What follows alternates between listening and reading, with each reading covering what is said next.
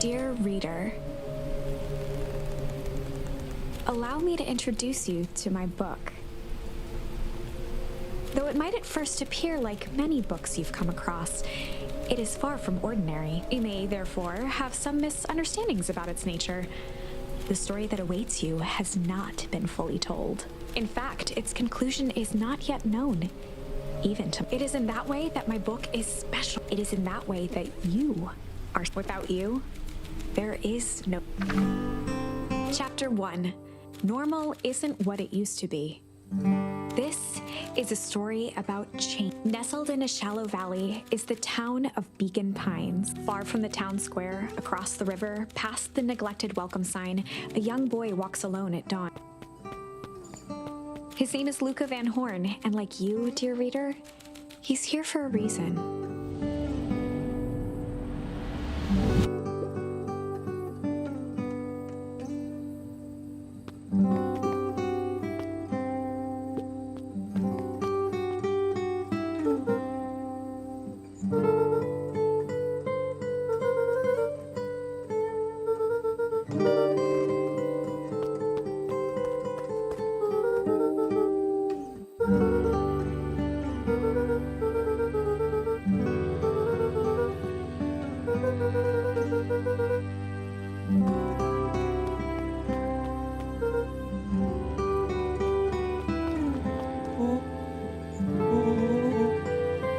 Rolo was Luka's closest friend. He possessed many fine qualities, but subtlety was not one of them.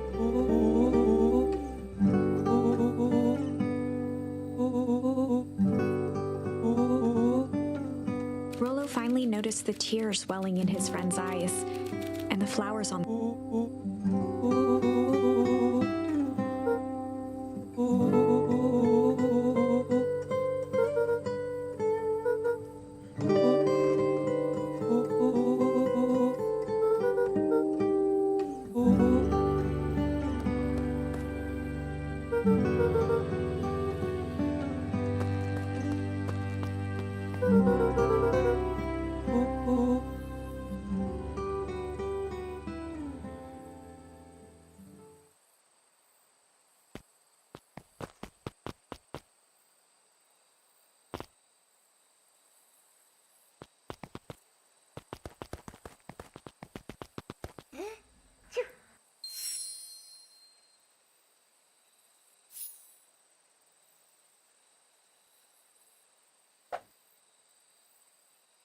Wonderful!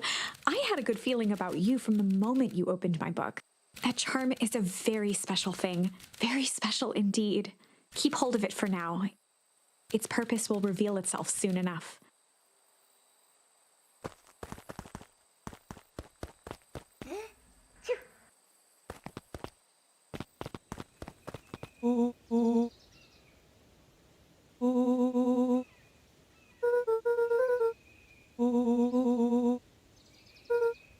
Rolo looked to the side suspiciously.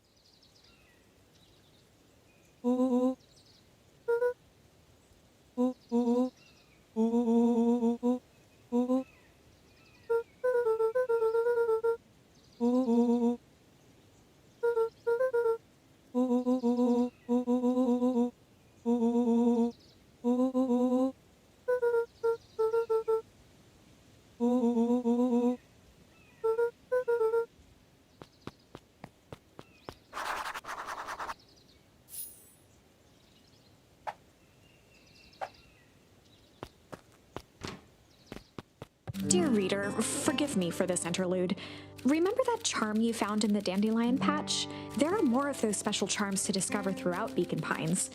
They've been known to reveal themselves to those who are willing. Some of them can be found in this very just some dusty knickknacks. Since Gran had moved in, the house was more peaceful, more orderly, and more covered in flowery fabric.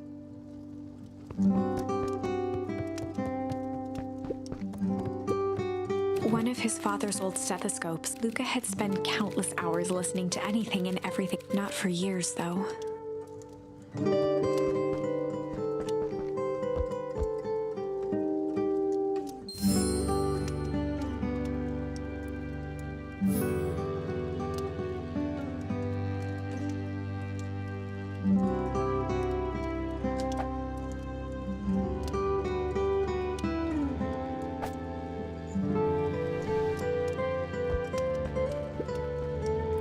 Gran had already lit the fire.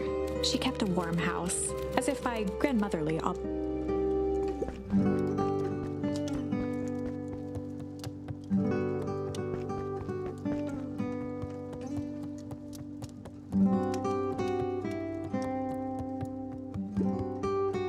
An array of prepared meals crowded the refrigerator, each labeled with the day of the week. A pair of dull scissors, a broken can opener, a mostly empty bottle of glue, and some loose string.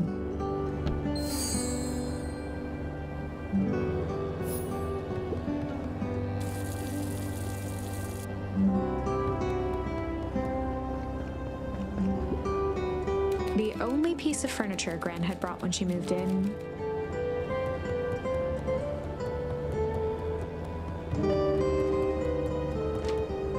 Oh my, this is quite exciting. I am now certain that you are the one I've been waiting for. You'll recall I was a bit coy regarding the use of charms earlier. Excuse me, I tend to have a flair for the dramatic. You are about to encounter your first turning point. There are certain times in this tale when everything hinges on a single step forth, dear reader.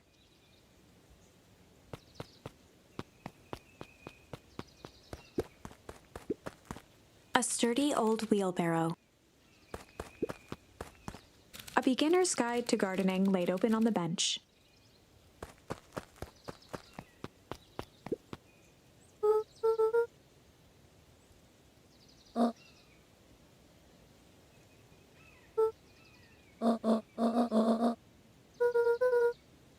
Lucas stared at his feet and muttered under his breath.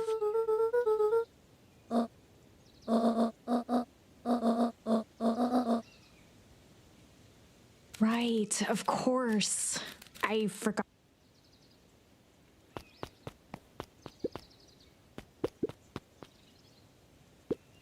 Young Luka would spend hours hiding in the bushes, waiting for a chance to jump out, and she always enjoyed humoring him by feigning terror.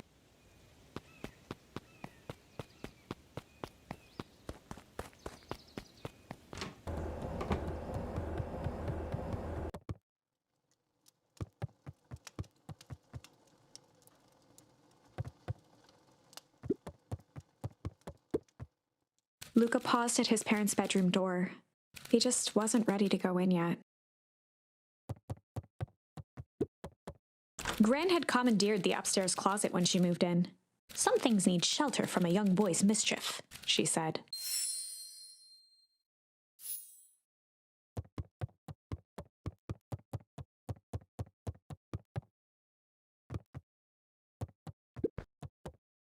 Gran's bed was undisturbed. Luka didn't mind that she had a habit of falling asleep in front of the fireplace. It meant that he could read late into the night.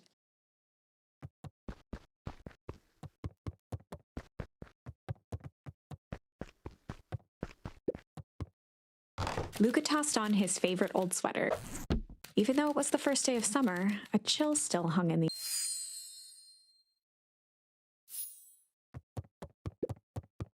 Gran's moving in meant that most of Luka's things had been crammed in the corner. Luka was somewhat annoyed by the situation.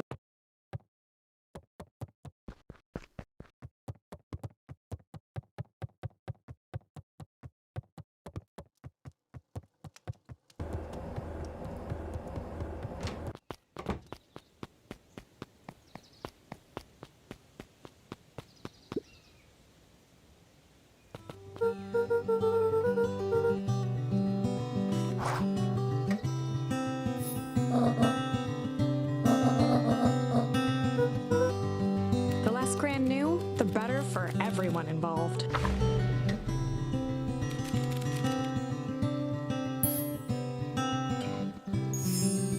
We were just gonna go ponder for the day.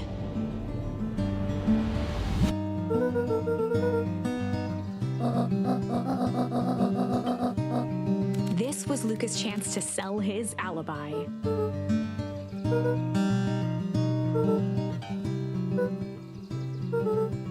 Nailed it.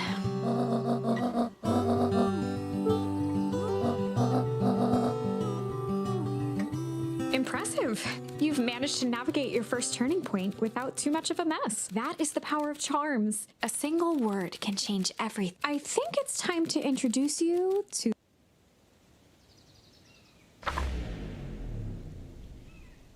The Chronicle is a record of the decisions you've made. You can see the turning point, which has been revealed.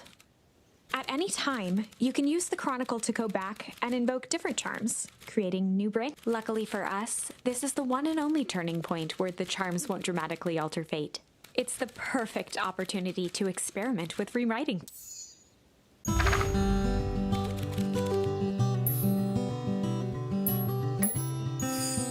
We were just gonna go chill for the day. The best lies are built on truth.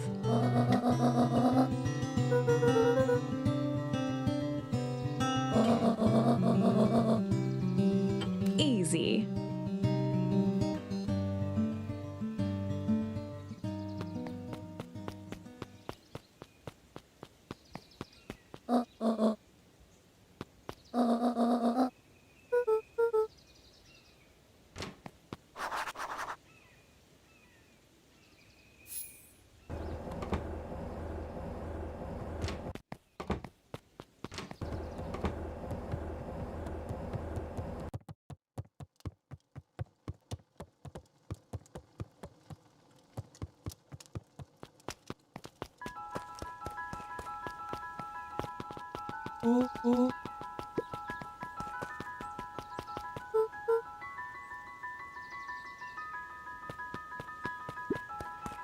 For a town that saw few visitors, the welcome was perhaps more grand.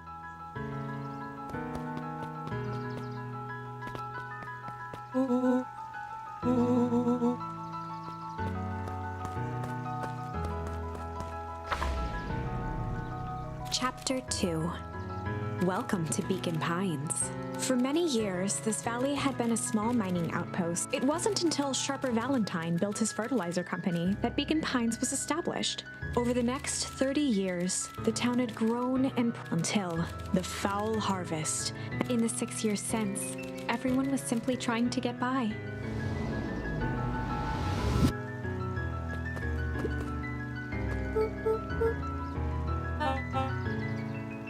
Kerr was the CEO of Perennial. He had become a fixture around town over the past few years. After the failing of Valentine Fertilizer, the town was hungry to welcome a new source of employment.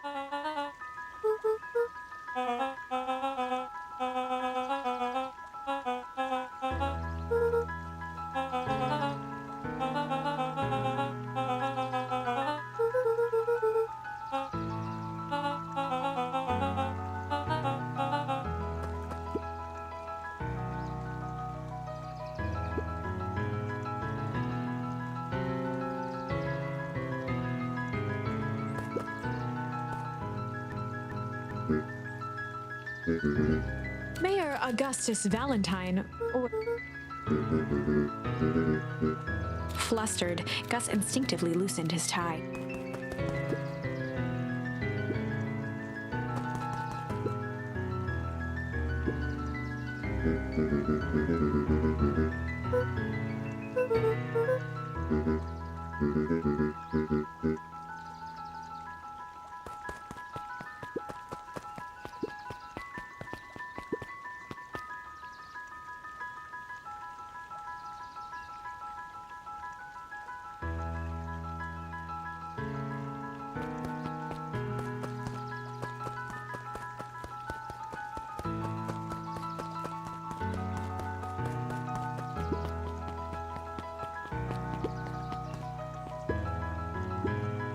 Mr. Sinclair continued snoring and lifted one eyelid just enough, a tactic he often used to avoid undesired.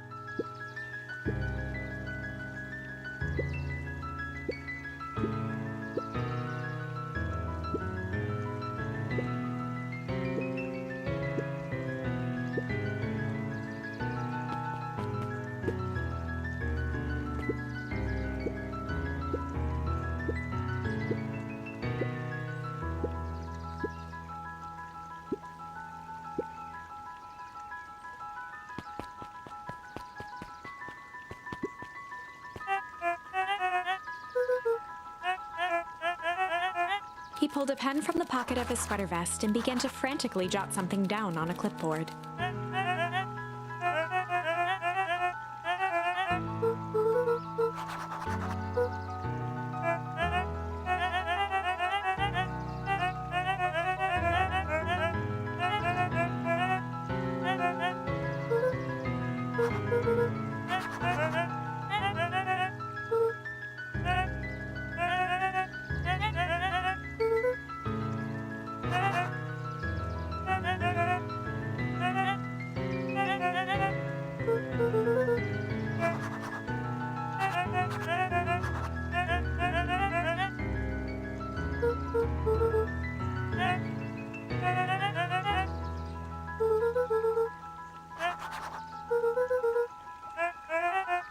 Pete stopped scribbling and glanced up from the clipboard.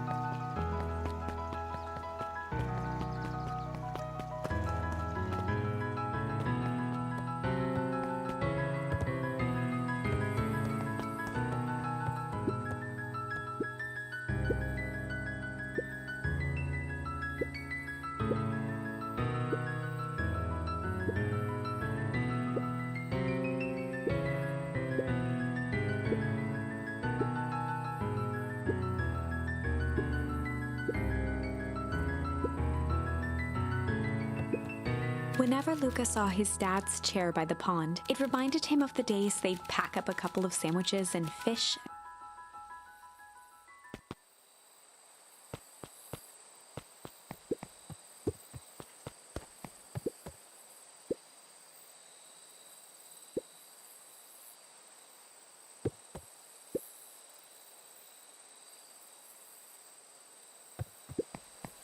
Luka opened the tackle box and picked the perfect bait. Luka gently baited a feather onto good for skimming the surface.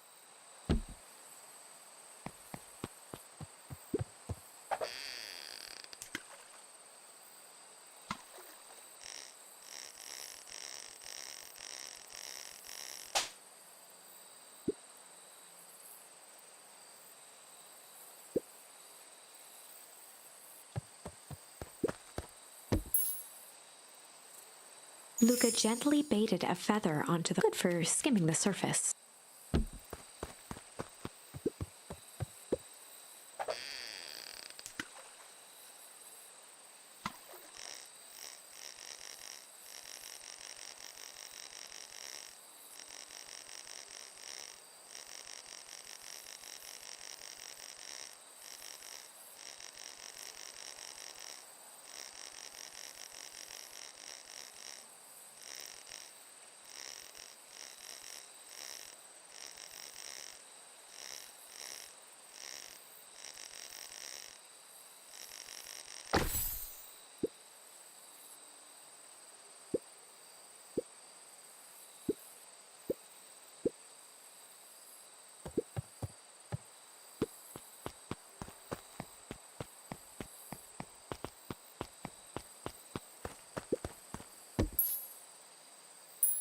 Luka tied a shoestring to what fish could resist a nice shoestring?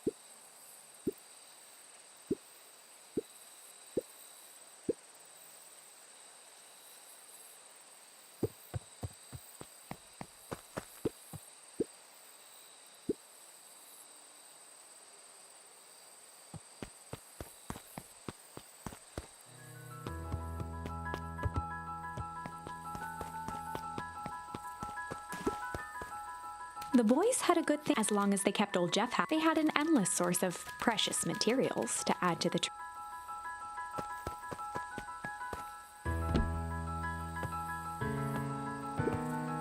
On certain nights, when the clouds were just right, the boys could tune into strange Rolo thinks it's alien. He always thinks it's...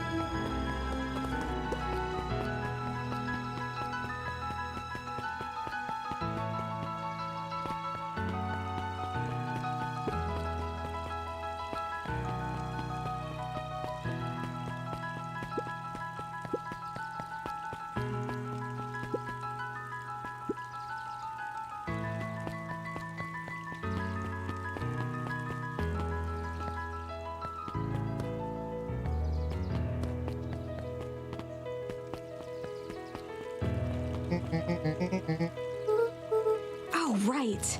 This is an important turning point. The first time where your charms will change the course. And currently, we own... Have no fear. We can always return... Well, now I'm just rambling. Where were we?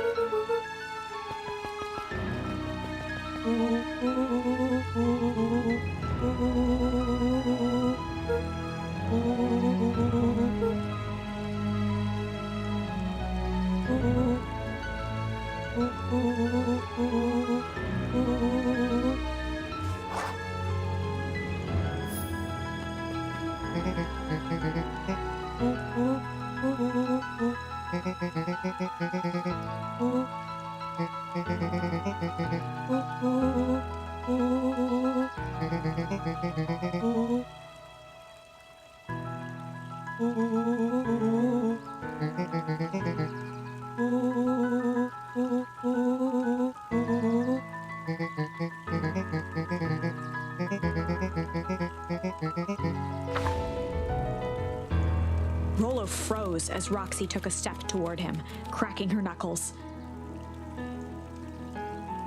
Luka knew he had one chance to save his friend from being dragged home.